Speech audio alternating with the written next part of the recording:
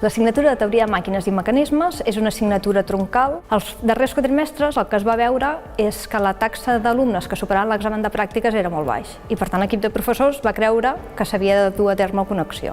I en aquest cas el que vam decidir era dur a terme una actuació ludificada.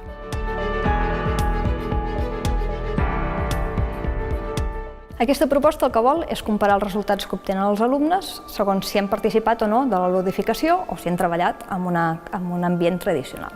En els últims 15-20 minuts de cadascuna de les sessions es demanava als estudiants que recollissin tot el seu material i que traguessin el telèfon mòbil. Per la pantalla es projectava el Kahoot i, per tant, es llegia quina era la pregunta que havien de respondre. És un test. I al mòbil apareixien les possibles respostes. Un cop tots els estudiants havien contestat, a la pantalla apareixien els resultats, què havia contestat cadascun dels estudiants i quina era la resposta correcta. En aquest punt és quan comença la retroalimentació. Es pot discutir a nivell d'alumnes i també entre alumne i professor quina és la resposta correcta i quines són les respostes errònies. Després de cadascuna d'aquestes preguntes es mostra quins han sigut els millors estudiants, és a dir, quins han contestat més ràpid i la resposta correcta. I això dona una certa motivació de voler ser el primer de la classe.